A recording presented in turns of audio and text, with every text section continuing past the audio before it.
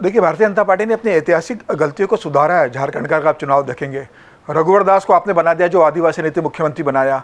चुनाव आप हार जाते हो तो रघुवर दास को आप प्रदेश की राजनीति से बाहर कर देते हो, गवर्नर बना के आप बाहर कर देते हो। 2019 में आपने आजसू से गठबंधन नहीं किया था, चुनाव आपको हारना पड़ा, तो इस बार आपने आजसू से गठबंधन कर लिया।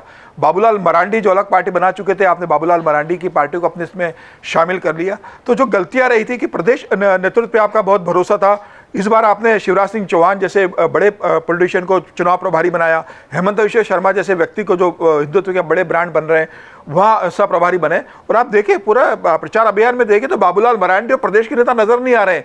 हेमंत विश्व शर्मा का ही पूरा समय भाषण और सब चीजें नजर आ रही है। एक सह चुनाव प्रभारी इतना ज्यादा एक्टिव है झारखंड के चुनाव में कि प्रदेश के नेता पीछे चले गए। तो भारतीय जनता पार्टी ने समझ लिया इस बार कि उन्हें किस आधार पर चुनाव लड़ना है।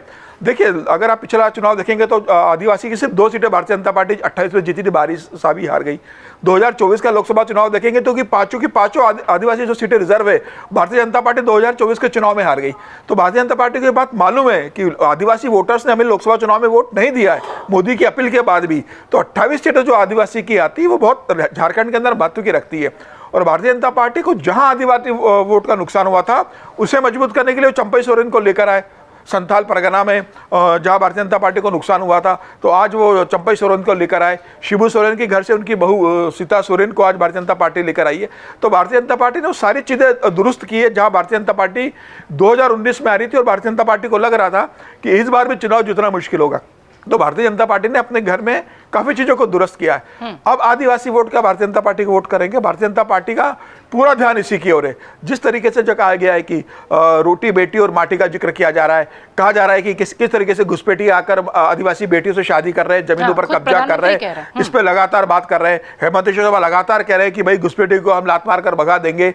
बड़ा मुद्दा घुसपैठ का बना के रखा हुआ है और भारतीय जनता पार्टी इस बात को जानती है कि हेमंत सोरेन को जेल में डाला था और जब हेमंत सोरेन जेल से बाहर आ चुके हैं तो आदिवासी सेंटिमेंट उनके साथ जुड़ा नहीं रहे। तो करप्शन का आरोप जो कांग्रेस का रहा, जो झारखंड मुक्ति मोर्चा का रहा, उसे आप उठाइए।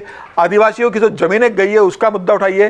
चंपई सोरेन को कहा गया है कि आदिवासी बेल्ट में आप सिर्फ इसी बात का जिक्र करो कि किस तरीके से हेमंत सोरेन के 5 साल में आदिवासियों के साथ अनदेखी हुई और आदिवासियों के अधिकार नहीं मिल पाए, हेमंत सोरेन एक आदिवासी मुख्यमंत्री होने के बाद भी।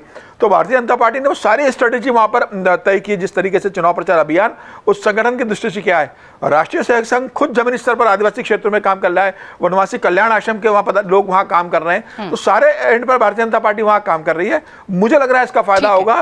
और खास तौर से जिस तरीके से भारतीय जनता पार्टी ने आजसू के साथ गठबंधन किया, चिराग पासवान को भी सीट दी है, जनता दल यूनाइटेड को भी सीट दी है, यह बता रहा है कि भारतीय जनता पार्टी ने सीटों का जो बंटवारा बहुत अच्छे से किया, कैंडिडेट अच्छे उतारे, जो बगावत हुई थी उसे साधने की कोशिश की है और दूसरे दलों की जो बगावत थी उन्हें और उत्साहित करने की, प्रोत्साहित करने की कोशिश की है। ये सारे प्रयोग कितने सफल हुए ये 23 तारीख को पता चलेगा। बिल्कुल ठीक। अगर आप ये वीडियो YouTube पर देख रहे हैं तो हमारे चैनल को सब्सक्राइब कर बेल आइकन दबाएं और Facebook पर देख रहे हैं तो हमारे पेज को लाइक करें। 8 मिलियन प्लस सब्सक्राइबर, आपके इस भरोसे के लिए बहुत धन्यवाद।